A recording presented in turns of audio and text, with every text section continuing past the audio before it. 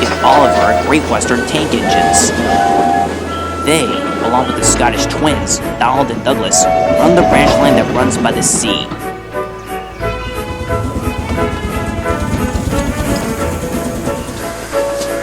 Oliver is a proud engine because he has Toad, his trustworthy brake van. One morning, Duck and the twins notice Oliver looking rather tired. "Everything alright with you, Oliver?" asked Duck. "You look worse for wear." Oliver gave a big yawn and sighed.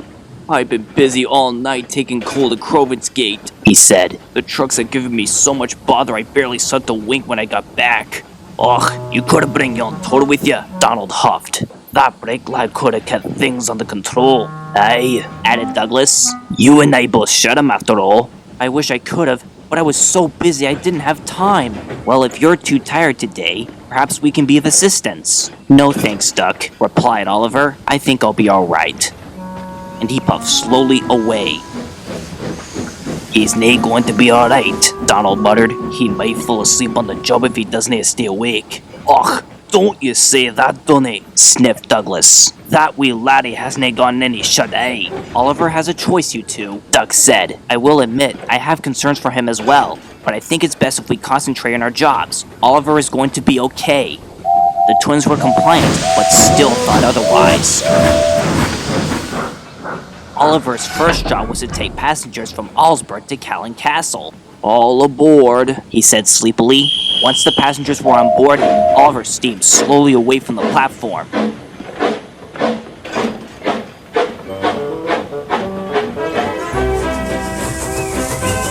Come along, Oliver groaned to the coaches. "We mustn't be late."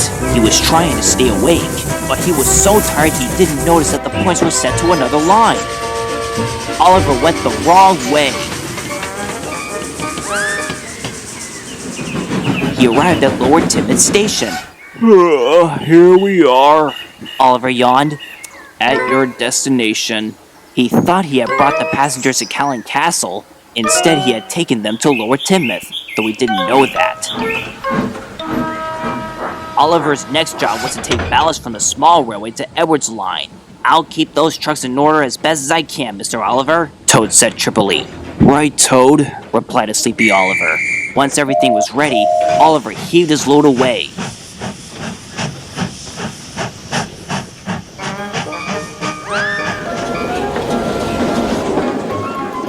"Come on, you trucks," yawned Oliver. "No nonsense, please."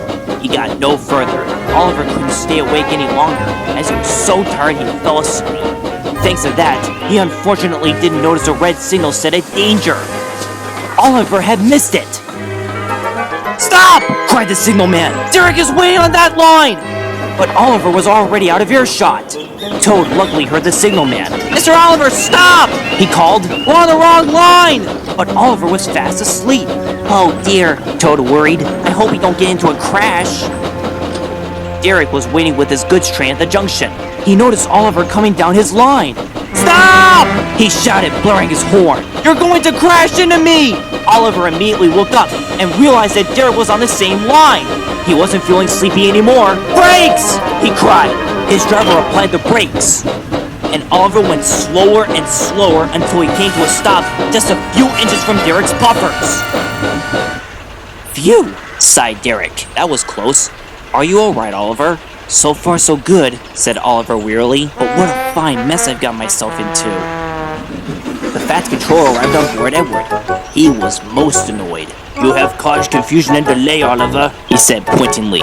"Donald and Douglas told me how tired you were, and Doug had to get your passengers over to Callan Castle.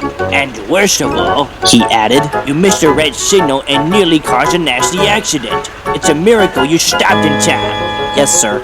"I'm sorry, sir," sighed Oliver. He felt very embarrassed. "Never mind, Oliver," said Derek. "At least nobody got hurt." "But if I hadn't stayed awake," Oliver groaned, "my day could have been worse. Everything could have been worse." "We know that," sympathized Edward. "At least you woke up right away and stopped. Now, you have a delivery to make, so let me help you get on the right track." And deep down in his tanks, Oliver knew he could count on Edward. Thanks to Edward, Oliver was back on his way, and he didn't fall asleep once, and even Toad was thankful for that. That evening, Oliver returned to the shed. "I'm sorry about your day, Oliver," Duck apologized. The twins were right about their concerns, but I'm very glad you brought Toad with you. "Oh, that's alright, Duck," smiled Oliver, "and I'm very glad I made up my mishap, but at least I can get some proper sleep now." And he did, as it was well earned.